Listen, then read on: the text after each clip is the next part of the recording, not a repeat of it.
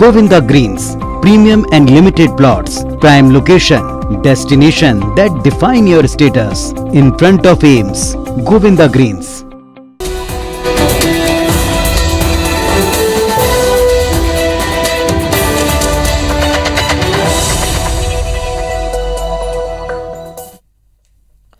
नमस्कार, आप देख रहे हैं IBC 24। मैं हूं आपके साथ विजय कुमार पंड्या। शुरुआत करेंगे खबरों की और सबसे पहले बात छत्तीसगढ़ की राजधानी रायपुर की। एक बड़ी खबर मिल रही है। बदमाशों ने एक बार्बर की दुकान यानी कि नाई की दुकान में आतंक मचाया है। 3 लोगों को कैंची से मारकर घायल किया है।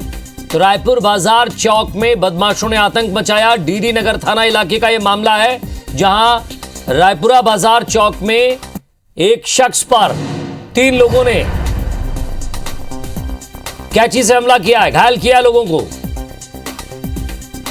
तो 3 लोगों को कैंची से मारकर घायल किया है। डीडी नगर थाना इलाके का मामला है। ये तस्वीरें आप देख रहे हैं।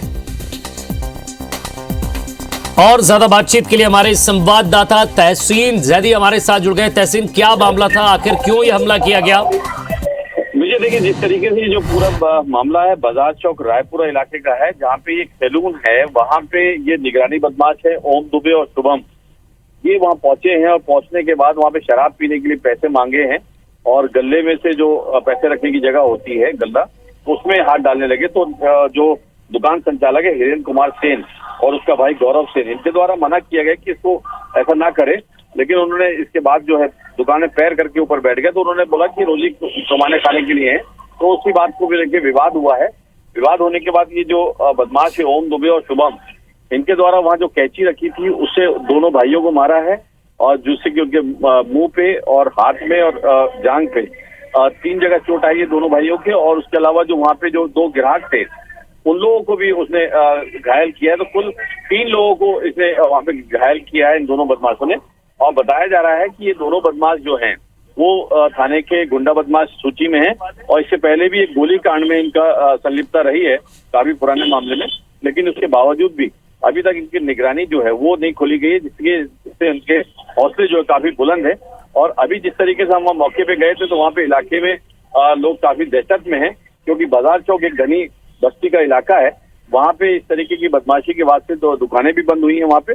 लेकिन जिस तरीके से अभी ये दोनों जो हैं पुलिस गिरफ्त से बाहर है और पुलिस ने मामला दर्ज करके इनकी तलाश शुरू कर दी है। जी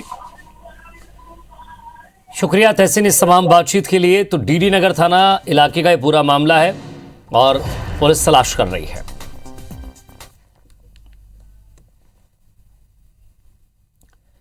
पेट्रोल डीजल के लगातार बढ़ रहे कीमतों के बीच छत्तीसगढ़ की जनता के लिए सोमवार का दिन राहत लेकर आया। भूपेश कैबिनेट ने डीजल पर 2% वैट और पेट्रोल पर 1% वैट घटाया है। इस फैसले से पेट्रोल जहां 77 पैसे और डीजल ₹1.44 प्रति लीटर सस्ता हो गया है। कैबिनेट की बैठक में कोरोना संक्रमण से उबर रहे हर सेक्टर को रफ्तार देने की भरपूर कोशिश हुई। कैबिनेट की बैठक में कौन कौन से बड़े फैसले लिए गए हैं, जरा आपको दिखाते हैं। मुख्यमंत्री भूपेश बघेल की अध्यक्षता में हुई कैबिनेट की बैठक में आम जनता के हित में कई बड़े फैसले लिए गए। सबसे बड़ी राहत सरकार ने पेट्रोल डीजल पर वैट घटाकर दी। सरकार के इस फैसले से छत्तीसगढ़ में पेट्रोल 77 पैसे प्रति लीटर और डीजल ₹1.44 प्रति लीटर तक सस्ता होगा। वैट कम करने से राज्य सरकार के खजाने पर 1000 करोड़ रुपए का अतिरिक्त भार पड़ेगा। कैबिनेट की बैठक में जिन बड़े फैसलों पर मोहर लगी उसमें राज्य सरकार ने शिक्षा कर्मियों को बड़ी राहत देते हुए शिक्षक संवर्ग में पदोन्नति के प्रावधान को शिथिल किया। अब 3 साल में शिक्षा कर्मियों की पदोन्नति हो सकेगी।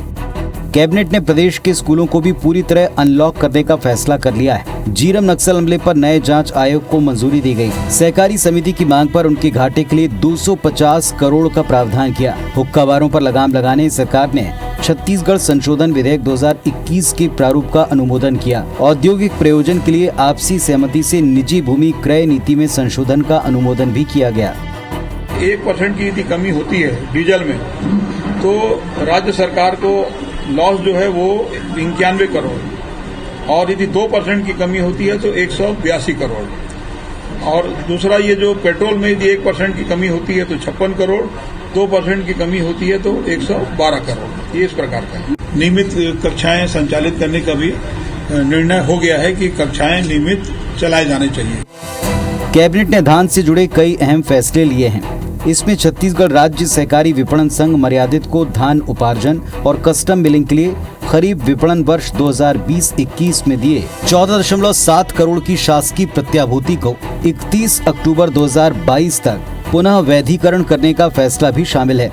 वहीं धान उपार्जन वर्ष 2020-21 में सहकारी समितियों को धान उपार्जन में हुए नुकसान से बचाने के लिए एक मुश्त राशि देने का फैसला लिया गया। कैबिनेट ने कई सरकारी पदों पर भर्ती प्रक्रिया में छूट देने का भी निर्णय लिया। कोविड काल में प्रभावित हुई स्टील उद्योगों को रफ्तार देने, विशेष राहत पैकेज की वैधता को बढ़ाने का ऐलान भी किया। हालांकि विपक्ष ने कैबिनेट के फैसलों पर सवाल उठाए हैं। छत्तीसगढ़ की जनता भी अपेक्षा पाल करके रखी थी कि राज्य सरकार के द्वारा बड़ा निर्णय लिया जाएगा। सरकार के द्वारा भी ये लगभग बयान आ रही थी कि छत्तीसगढ़ की जनता को राहत देने के लिए हम विचार कर रहे हैं, लेकिन आज जब जारी हुआ और जो निर्णय लिया गया, निश्चित रूप से छत्तीसगढ़ की जनता को इससे निराशा है। ये जनता को अभी पता लग जाएगा कि आपके कथनी और करनी में कितना अंतर है। केवल छत्तीसगढ़ को लूटने का काम, जहां से पैसा मिल जाए उसको प्राप्त करने का काम, मैं कहता हूं यहाँ पे छत्तीसगढ़ में पारदर्शी भ्रष्टाचार है। जाहिर प्रदेश में सत्ता पक्ष और विपक्ष के बीच तेल पर तकरार लगातार बढ़ती जा रही थी। बीजेपी पेट्रोल डीजल पर वैट कम करने की मांग को लेकर लगातार सरकार पर दबाव डाल रही थी। ऐसे में भूपेश कैबिनेट के फैसले से तेल पर जारी सियासत थमेगी, ये बड़ा सवाल है। इतना तय कि प्रदेश की जनता के लिए ये फैसले राहत लेकर आएंगे। राजेश मिश्रा, IBC 24, रायपुर। छत्तीसगढ़ खादी एवं ग्रामोद्योग के अध्यक्ष राजेंद्र तिवारी ने बेमेतरा विधायक आशीष छाबड़ा के कार्यालय में प्रेस कॉन्फ्रेंस करके केंद्र सरकार पर निशाना साधा है। उन्होंने आरोप लगाया कि केंद्र सरकार के गलत नीतियों के चलते महंगाई बढ़ी है और इसी को लेकर छत्तीसगढ़ सरकार की ओर से जन जागरण अभियान चलाया जा रहा है, जिसमें पद यात्रा करके महंगाई सहित अन्य विषयों को लेकर कांग्रेस नेता जन जन तक जा रहे हैं। साथ ही कहा कि केंद्र सरकार ने पेट्रोल और डीजल के दाम में जो कमी की है वो नहीं के बराबर है। साथ ही 3 कृषि कानून को केंद्र के वापस लेने के फैसले को किसानों की जीत बताया। जब केंद्र में श्री मनमोहन सिंह जी की जगह श्री नरेंद्र भाई मोदी की सरकार है तो कितना हाहाकार मचा हुआ है, ये तुलनात्मक रूप से जानकारी देने के लिए एक जन जागरण अभियान चल रहा है और उसी श्रृंखला की एक कड़ी के रूप में आज ये प्रेस कॉन्फ्रेंस हुई। बीजेपी किसान मोर्चा ने आज किसानों की 5 सूत्री मांगों को लेकर राजधानी में राज्यपाल को और प्रदेश के सभी जिला मुख्यालयों में कलेक्टर को राज्यपाल के नाम ज्ञापन सौंपा है। बेमौसम बारिश से किसानों को हुए नुकसान की क्षतिपूर्ति राशि तत्काल देने, किसानों का 100% धान खरीदने, 2 साल का बोनस देने और पिछले साल धान खरीदी के लिए किसानों से लिए गए बारदानों की बकाया राशि का भुगतान शीघ्र करने की मांग प्रमुख है। राजधानी में राज्यपाल को ज्ञापन देने के बाद बीजेपी किसान मोर्चा के प्रदेश उपाध्यक्ष गौरी शंकर श्रीवास ने कहा कि अगर सरकार ने धान खरीदी से पहले उनकी मांगे पूरी नहीं की तो भारतीय जनता पार्टी किसान मोर्चा पूरे प्रदेश में सरकार के खिलाफ धरना प्रदर्शन करेगी।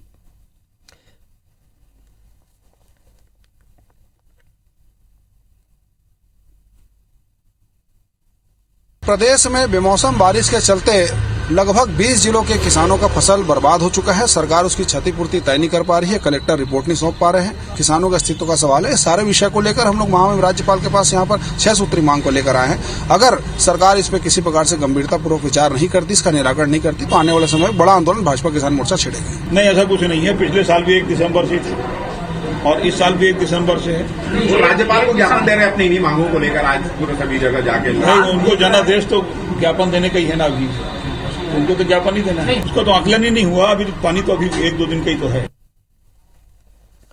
मध्य प्रदेश में 15 नवंबर को बिरसा मुंडा की जयंती पर शुरू हुए जनजाति गौरव सप्ताह का आज समापन हो गया। सीएम शिवराज सिंह चौहान मंडला के रामनगर में आयोजित समापन समारोह में शामिल हुए, जहां उन्होंने गौंड राजा हृदय शाह के नाम से नया मेडिकल कॉलेज स्थापित करने का ऐलान किया। साथ ही 613 करोड़ रुपयों की लागत से 446 गांव में नल जल योजना का भूमि पूजन किया।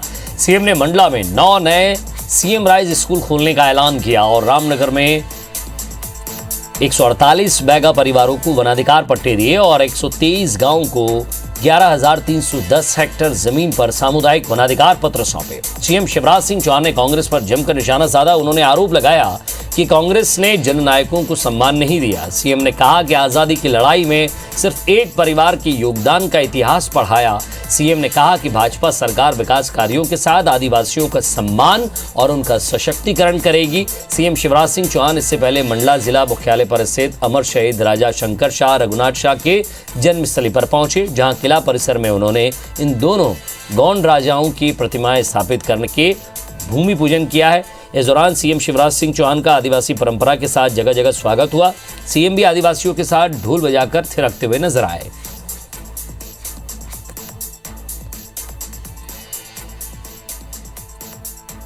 ट्राइबल यूनिवर्सिटी बनी अमरकंटक में। अरे ट्राइबल यूनिवर्सिटी का नाम तो ट्राइबल के नाम पर रख देते रे। मैं गोंडवाना के अपनी टीम के साथ गौरव को वापस स्थापित करूंगा। पूरी दुनिया जानेगी कि गोंडवाना कैसा था। छत्तीसगढ़ में होने वाले 15 नगरीय निकायों में चुनाव को लेकर राज्य निर्वाचन आयोग की एक अहम बैठक कल होने जा रही है। राज्य निर्वाचन आयुक्त की अध्यक्षता में होने वाली बैठक में 10 जिलों के एसपी और कलेक्टर शामिल होंगे। इसके अलावा सामान्य प्रशासन विभाग, नगरीय प्रशासन एवं विभाग, राजस्व एवं आपदा प्रबंधन विभाग और स्वास्थ्य एवं परिवार कल्याण विभाग के सचिवों को भी बुलाया गया है। माना जा रहा है कि आगामी नगरीय निकाय चुनाव की तैयारियों को लेकर अंतिम समीक्षा होगी, जिसके बाद चुनाव तारीखों का ऐलान भी हो सकता है। इस बार चुनाव आयोग की चुनौती कोरोना प्रोटोकॉल के तहत चुनाव कराने की है, इसलिए विस्तृत तैयारी की जा रही है। आम निर्वाचन के दौरान आदर्श आचरण संहिता, प्रशासनिक सुरक्षा एवं कानून व्यवस्था और कोविड-19 गाइडलाइन के परिपालन के संबंध में चर्चा की जाएगी।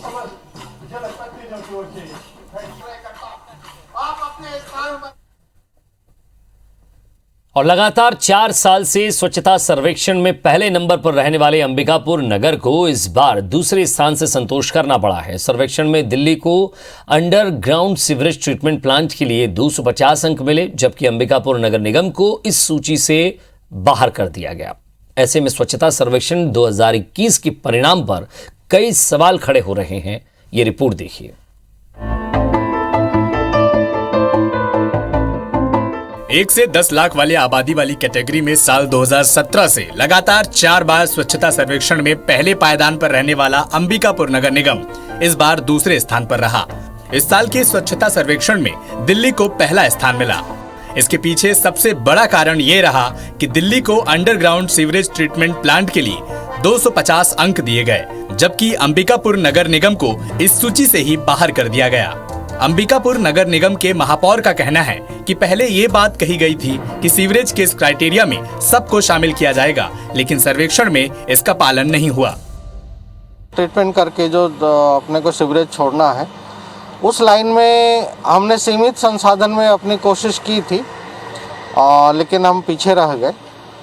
और अब जो है हम वापस आ गए हैं और सीधे सीधे अब सीवरेज ट्रीटमेंट प्लान पे हम लोग काम करेंगे। महापौर का कहना है कि सीमित संसाधनों के इस्तेमाल से अंबिकापुर नगर निगम काम कर रहा है। स्वच्छता दीदियों का प्रारूप हो या गार्बेज कैफे योजना, कचरे से आय के स्रोत हो या फिर कम लागत में वाटर ट्रीटमेंट प्लांट की स्थापना, इन सब की सराहना न केवल राज्य और देश बल्कि विदेशों में भी हो रही है। ऐसे में नगर निगम सीवरेज ट्रीटमेंट पर विशेष ध्यान देने के साथ साथ इस मामले को सर्वेक्षण कमेटी में भी रखने की बात कह रहा है। उम्मीद है कि हमें लिक्विड मैनेजमेंट में रिसोर्सेस मिलेंगे और फंड भी उपलब्ध होगा। जो ऊंचाइयां हमने सॉलिड वेस्ट मैनेजमेंट में छुई है, लिक्विड मैनेजमेंट में भी हम लोग छुएंगे। बहरहाल कम खर्च में अंबिकापुर नगर निगम ने खुद को साबित किया है। साथ ही अब तक जो काम नगर निगम ने किए हैं वो सराहनीय हैं। ऐसे में देखना होगा कि निगम के इस मुद्दे के संज्ञान में लाने के बाद इसका क्या निराकरण निकलता है। अभिषेक सोनी, IBC 24, सरगुजा। एक नजर बिग न्यूज पर। टीएमसी सांसदों ने त्रिपुरा में अपने नेताओं और कार्यकर्ताओं पर हुए हमले के विरोध में गृह मंत्री को एक ज्ञापन सौंपा है। इससे पहले तृणमूल कांग्रेस पार्टी के सांसदों ने गृह मंत्रालय के बाहर प्रदर्शन किया था।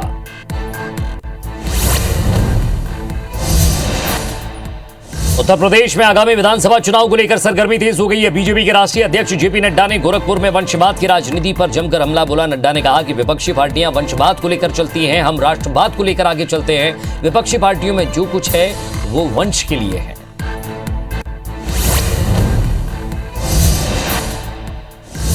लखनऊ में आयोजित किसान महापंचायत में भारतीय किसान यूनियन के प्रवक्ता राकेश टिकैत ने केंद्र सरकार पर जमकर निशाना साधा। राकेश टिकैत ने कहा है कि एमएसपी कानून बनेगा तभी आंदोलन खत्म होगा। उन्होंने कहा कि बाकी सभी मुद्दों पर हम कमेटी बनाएंगे।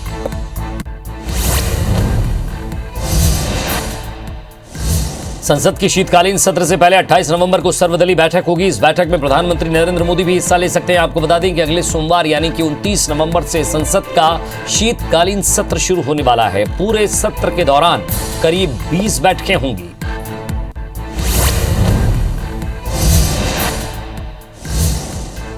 बच्चों के कोरोना वैक्सीन और कुछ जरूरी मुद्दों पर सरकार के टॉप एडवाइजरी ग्रुप की मीटिंग अगले 2 हफ्ते में हो सकती है। एनटीएजीआई वैक्सीन के बूस्टर डोज को लेकर भी एडवाइजरी जारी कर सकता है। उम्मीद जताई जा रही है कि गंभीर बीमारियों से जूझ रहे बच्चों के लिए जनवरी में कोरोना वैक्सीनेशन शुरू किया जा सकता है।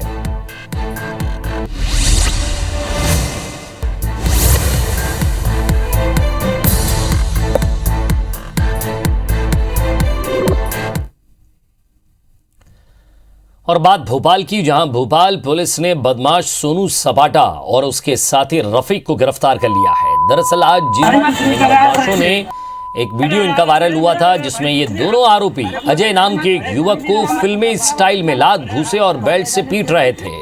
IBC 24 ने इस खबर को प्रमुखता से उठाया था, जिसके बाद सक्रिय हुई पुलिस ने मद्रासी कॉलोनी में रहने वाले बदमाश विक्की और सोनू सपाटा और उसके दोस्त रफीक को गिरफ्तार कर लिया। दरअसल अजय अपनी मंगेतर को लेकर सोनू सपाटा और रफीक के सामने से निकला था। सोनू सपाटा अजय के मंगेतर का दोस्त है और वो एक तरफा उससे प्यार करता है और इसी वजह से सोनू सपाटा ने अपने साथी रफीक के साथ मिलकर अजय की पिटाई कर दी।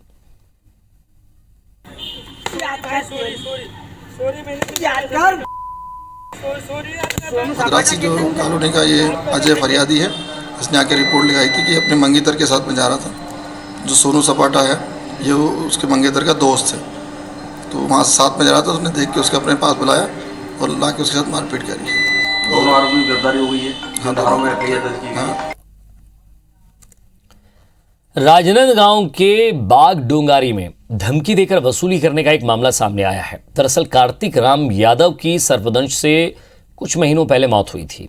पोस्टमार्टम रिपोर्ट के आधार पर परिजनों ने आर्थिक सहायता के लिए आवेदन किया था और इसी बीच औंधी थाना प्रभारी तारन सिंह ने अपने लिए और डॉक्टर सुमन के लिए पैसों की मांग की थी, जिस पर मृतक के भाई तिलक यादव ने 50,000 रुपए कर्ज लेकर दिए थे, मगर फिर से पैसों के लिए परेशान किए जाने लगा, जिससे तंग आकर तिलक यादव ने दोनों के खिलाफ गृहमंत्री एसपी से शिकायत की। जिसके बाद पुलिस अधीक्षक ने थाना प्रभारी को तत्काल निलंबित करते हुए लाइन अटैच कर दिया। 1 लाख रुपया मैं दे दिया हूँ, लेकिन वो डॉक्टर सुमन ने यानी कि 1 लाख रुपया और दे, नहीं देने पर वही बोलता है नहीं देने पर तेरे को बाथरूम में और जहर का इंजेक्शन लगा के तेरे परिवार को मैं सब मारूंगा बोलता है। शिकायत की गई कि थाना प्रभारी द्वारा पैसे का लेन देन किया गया। अभी जांच पर से है, शिकायत जांच की जा रही है। प्राथमिक तरफ से एसपी महोदय द्वारा थाना प्रभारी को निलंबित कर दिया गया और दूसरे थाना प्रभारी की नियुक्ति कर दी गई है। जाँच SDOP मानपुर के द्वारा किया जा रहा है। मणिपुर हमले में शहीद हुए कर्नल विप्लव त्रिपाठी के परिवार से मिलने के लिए आज पूर्व मंत्री अजय चंद्राकर, नारायण चंदेल और शिवरतन शर्मा रायगढ़ पहुंचे हैं। इस दौरान उन्होंने शहीदों के परिजनों से मुलाकात की और अपनी शोक संवेदनाएं व्यक्त की। मीडिया से बातचीत करते हुए अजय चंद्राकर ने कहा कि देश के लिए जो शहादत त्रिपाठी परिवार ने दी है उसे कभी भुलाया नहीं जा सकेगा। उन्होंने कहा कि वे राज्य सरकार से आग्रह करेंगे कि छत्तीसगढ़ में किसी बड़े संस्थान का नामकरण कर्नल त्रिपाठी के नाम पर हो। उन्होंने कहा कि उग्रवादी हमले की जितनी भी निंदा की जाए वो कम है। केंद्र सरकार उग्रवादियों को रोकने की हर संभव कोशिश कर रही है। रायगढ़ की जनता की भी भावना हमने देखी, छत्तीसगढ़ की भावना भी हमने देखी कि आज ऐसे लोगों के लिए देश और प्रत्येक व्यक्ति खड़ा रहता है। और हम तो कहेंगे सरकार से, अभी विधानसभा जब शुरू होगी तो निश्चित रूप से कर्नल साहब के नाम से एक बड़ा संस्थान प्रदेश में किसी भी जगह को रखे। भानुप्रतापपुर जिले के दुर्ग कुंदन इलाके में हाहा लद्दी में गोयल ग्रुप ऑफ कंपनीज की ओर से संचालित श्री बजरंग आयरन और माइंस प्रबंधन की ओर से स्वच्छता पखवाड़ा मनाया जा रहा है। हर साल की तरह इस साल भी 16 नवंबर से 30 नवंबर तक इसे मनाया जा रहा है। स्वच्छता पखवाड़े के दौरान माइंस प्रबंधन की ओर से कई कार्य किए जा रहे हैं। खदान क्षेत्र में लगे हुए गांव चाचड़ा, भुड़कागुदुम, हाहा लद्दी, पंडगाल और दुर्ग कोंदल में स्वच्छता अभियान चलाया जा रहा है। साफ सफाई का काम करने के साथ ही स्वच्छता के प्रति जागरूकता फैलाने के लिए चौक चौराहों पर स्वच्छता का संदेश देने वाले होर्डिंग्स लगाए गए। खदान के भीतर भी साफ सफाई और सैनिटाइजेशन का काम किया जा रहा है।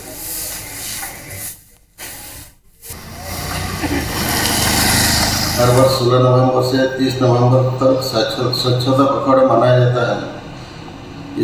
इसका मेन उद्देश्य लोगों को स्वच्छता के प्रति जागरूक करना है, क्योंकि हम स्वच्छ रहेंगे तभी स्वस्थ रहेंगे। इसमें हम खदान की साफ सफाई तो करते ही हैं, साथ ही आसपास के ग्रामों में स्वच्छता अभियान चलाते हैं ताकि लोगों को स्वच्छता के प्रति जागरूक किया जा सके। और इसी के साथ फिलहाल इस बुलेटिन में इतना ही। नमस्कार।